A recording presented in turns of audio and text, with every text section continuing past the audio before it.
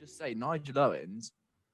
What was all that confusion at the end of the game? I was so confused. Basically, what happened was... Yeah, no. Do you know what happened? Yeah, I know what happened. So basically, he called the penalty. X2 were faffing around over it for quite a long time, thinking about what they were going to do, obviously, because that's what you do when you're, 1 point up in the final and you've got a minute left. You faff around a little bit, don't you? No, because, So, Ed, they Nigel could have Owens kicked a goal and taken the entire minute.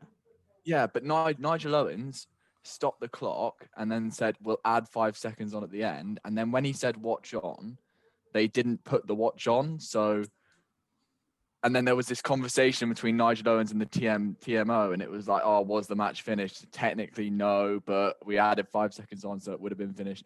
I think personally, no, that's not Joe why. Simmonds, That's not why. Joe Simmonds is an idiot because he should have just taken a bit longer. And you could see Rob Baxter at the end, like he was like, why haven't you taken the full minute? Like you literally had another 30 seconds in order to take the kick. And I mean, he knocked it over. It was a seriously impressive kick under that much pressure.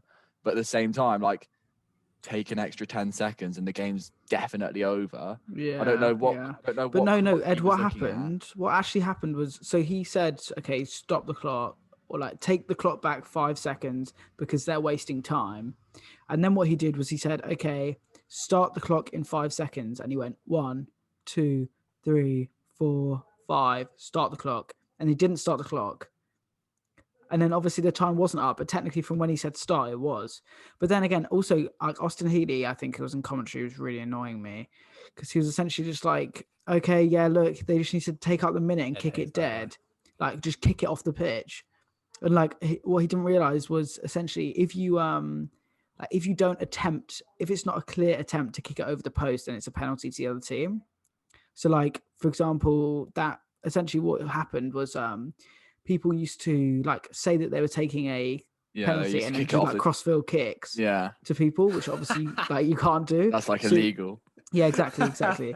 So like he obviously like, and Austin Healey just kick it dead. Like, shut up, Austin Healey. You actually clearly do not understand. I think personally what he meant from what I watched, because I did manage to catch the last 15 minutes, obviously the most exciting part of the game. From what he said, I think he meant it needs to be like a big kick and he needs to try and get it as far over the dead ball line past the post as possible, even if he misses the posts. I think that's what he meant. It needed to be like a huge kick essentially in the direction of the post, so that he made sure that if he missed it, it went dead over the back of the dead ball line further forward than the post, to ensure that Racing didn't get a chance to counter essentially. I think that's what he meant. Obviously not kick it out of the pitch. But then if you want to, I know. But if you wanted to be safe, you deliberately miss so that you don't hit the post, because that's the risk, right? If you're kicking that kick, that you might hit the post. No, unsportsmanlike, isn't it? I think Joe Simmonds also, like, he's Exeter captain, and he had another really solid game. Obviously, really showed his class, and to slot that kick from that far out under pressure, and also kick it dead to make sure that they couldn't counter. There's quite a lot of stuff going through your mind, isn't there? I think that's seriously impressive, and massive credit. I think he was a worthy person to have the final touch of the ball, because he's basically been the heart of Exeter all season. He's been that player that's constantly played well. I mean, there are other players, obviously, if we could pick out Slade. Noel had a really good game. I think Johnny Hill is one of the up-and-coming England second rows, and he should definitely get a chance in an England shirt soon, because he's played seriously well. He's everywhere for Exeter. But I think Joe Simmonds is just at the heart of that. He's the link between all the forwards and all the backs. He always makes the right decisions. He's good off the boot. I still don't think he's better than like Farrell, maybe, but he's certainly up there. I'm not even sure if he's better than Marcus Smith, but he just seems to work so well in that Exeter team, and does lead by example. Doesn't make many mistakes, and he's just a really good player. I think I'd rather have him I'd rather have him than Marcus Smith, but I'd rather have George Ford and Owen Farrell.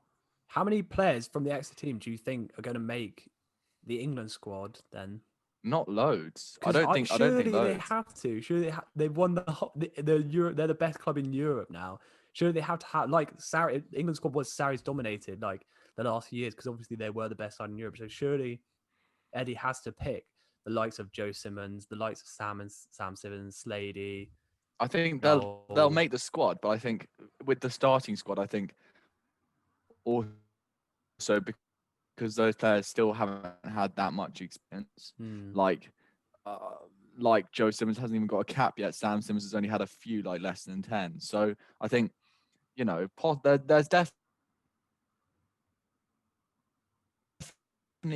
there's definitely squad places for them. There's like Billy V and Jack Willis and Tom Curry and Underhill. Is there a space for someone like Sam Simmons in the back row? Not really, to be honest, because despite Exeter being the best team overall, Jack Simmons hasn't he got young player of the season and also player of the season?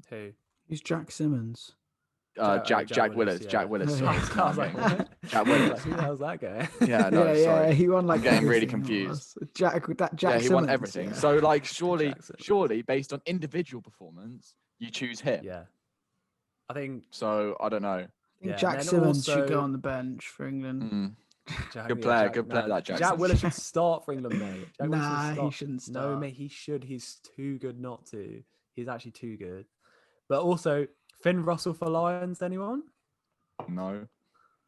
I'm more convinced. I'm more convinced now. Yes, after watching the final. Him and Farrell, surely the two picks for Lions. Surely. Now that Tuilagi's out as well, possibly, yeah. To be fair.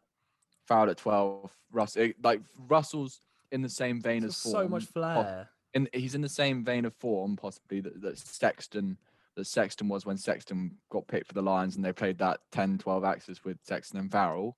So I think, yeah, there's definitely that possibility. And obviously, like you say, Russell has a lot more flair than someone like Sexton, so it could add a bit of creativity. There was actually one point that I wanted to mention about the final, where how in the semi, Russell chipped it over and Vakatawa caught it and gave it to Imhoff, and it was that massively amazing final try. They actually tried exactly the same move with about 6 minutes to go. And they nearly pulled it off, but I think someone stepped in. I don't know which Exeter player it was. Someone stepped in and did an amazing read, basically, of the play, saw it happening, and I think if Vakatawa finds that ball and gets it in space after the chip kick, Racing run through and score. So whoever that was, can't remember in particular, might have been Slade. Yes, lady.